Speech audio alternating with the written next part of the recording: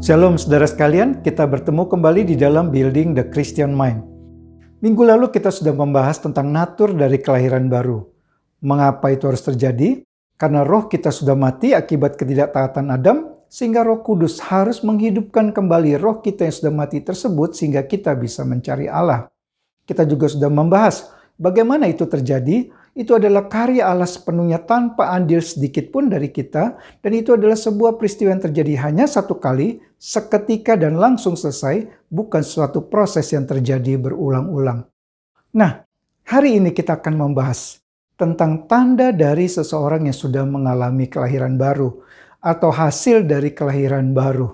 Saudara, sebagian orang Kristen berpandangan bahwa orang yang bisa berbahasa lidah atau berbahasa roh pasti adalah orang yang telah mengalami kelahiran baru. Kita tidak akan membahas tentang hal ini di sini, walaupun saya secara pribadi berpandangan bahwa berbahasa lidah itu tidak bisa jadi jaminan seorang itu pasti sudah lahir baru. Bahkan sangat bisa terjadi seseorang berbahasa lidah namun tidak pernah memiliki kelahiran baru itu, yaitu waktu hidupnya sehari-hari tidak menunjukkan buah dari kelahiran baru tersebut. Nah, kalau begitu apa tanda otentik dari seseorang yang sudah mengalami lahir baru? Ada dua tanda yang saya mau bagikan yang kita akan pelajari bersama saat ini. Tanda yang pertama adalah memiliki iman. Orang yang sudah lahir baru adalah orang yang memiliki iman. Ada satu prinsip yang penting tentang iman di sini, saudara sekalian. Iman bukanlah satu syarat untuk kita bisa mengalami kelahiran baru. Iman bukan mendahului kelahiran baru, tapi sebaliknya. Iman justru adalah hasil dari sebuah kelahiran baru. Kita tidak harus percaya dulu untuk kita bisa dilahirbarukan, tapi sebaliknya kita harus dilahirbarukan dulu supaya kita bisa menjadi percaya. Nah, apa itu iman? Alkitab mengatakan iman adalah dasar dari segala sesuatu yang kita harapkan dan bukti dari segala sesuatu yang tidak kita lihat. Tanpa iman tidak mungkin orang bisa berkenan kepada Allah. Ibrani 11 ayat 1 dan 6. Jelas di sini iman yang dimaksud adalah iman kepada Kristus, bukan kepada pribadi yang lain.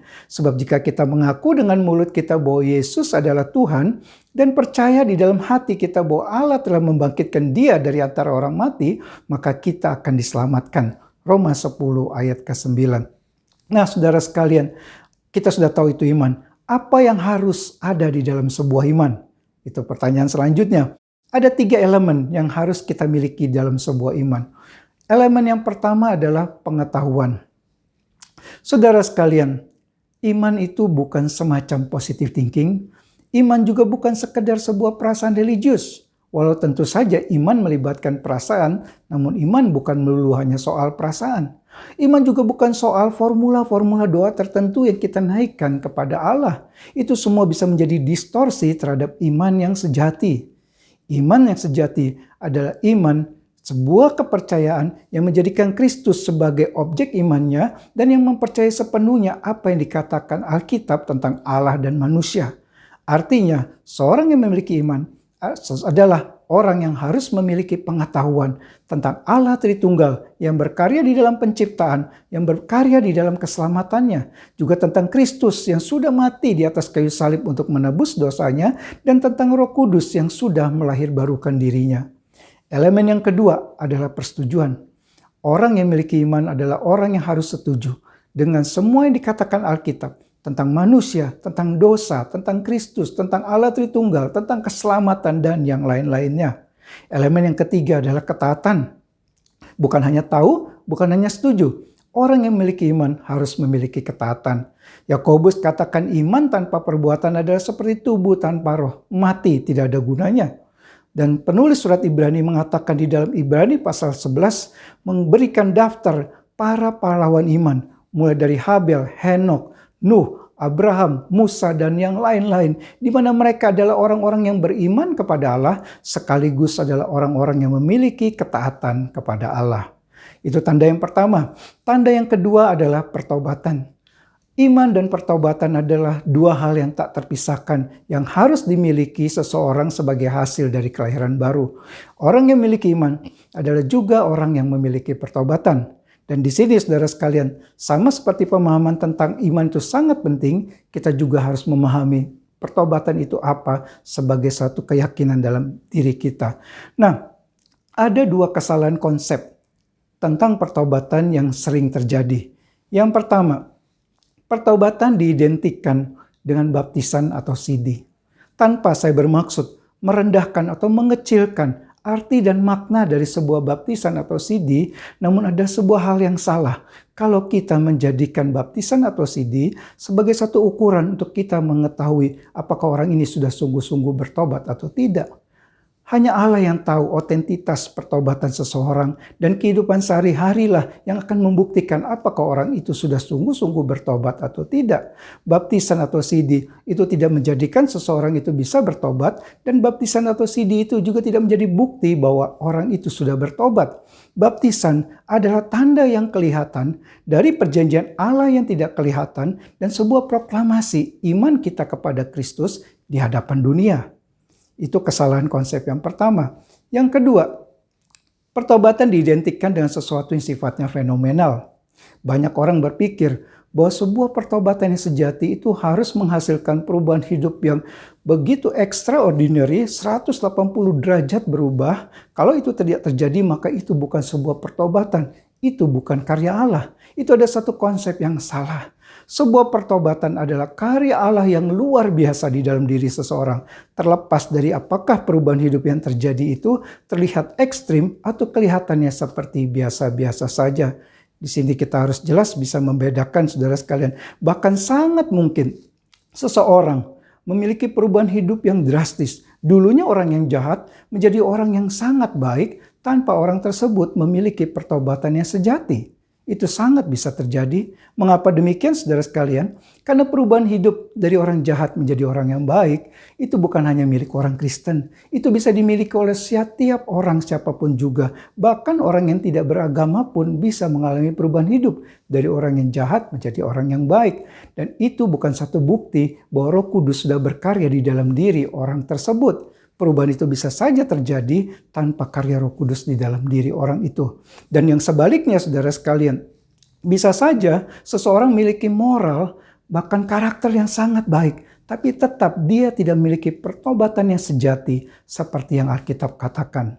Sekali lagi, di sini saya bukan sedang mengajarkan kepada kita semua untuk menjadi orang yang senang menghakimi, tapi saya sedang mau mencoba menjelaskan betapa pentingnya pemahaman yang benar tentang apa arti pertobatan menurut Alkitab untuk menjadi pegangan bagi kita. Nah, kalau begitu sekarang mungkin pertanyaannya, apa kalau begitu makna definisi dari sebuah pertobatan? Saya mengambil definisi pertobatan yang diberikan oleh Katekismus Singkat Westminster yang sangat jelas dan sangat tepat.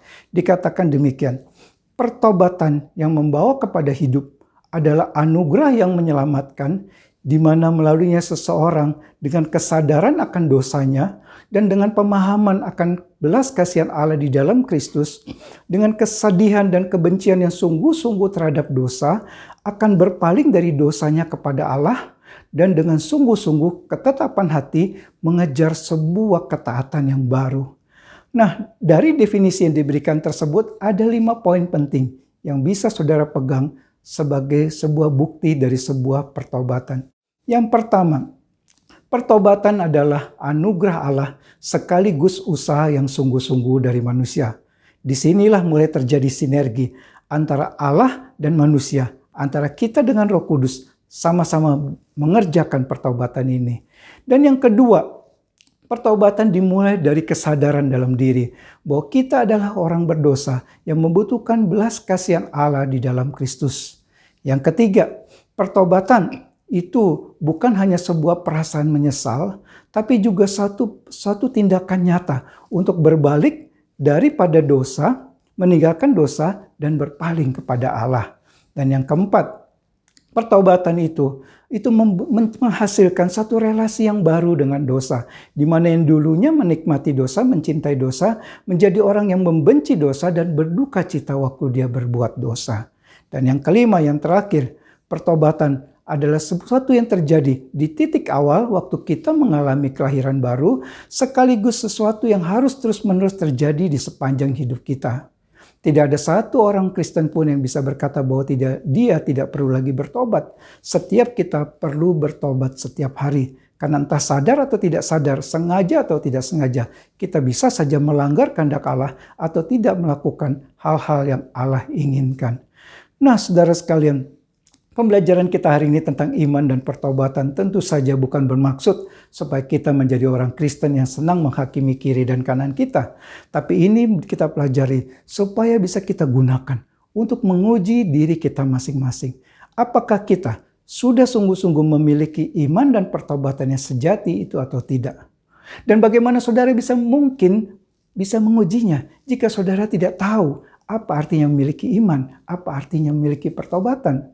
Dan bagaimana saudara bisa mengerti apa artinya memiliki iman dan pertobatan jikalau saudara tidak pernah sungguh-sungguh mempelajarinya? Saudara sekalian, pemahaman akan kebenaran ini dan kebenaran-kebenaran lain di dalam Alkitab itu tidak bisa secara otomatis saudara miliki. Saudara harus dengan sungguh-sungguh mencarinya dan mempelajarinya.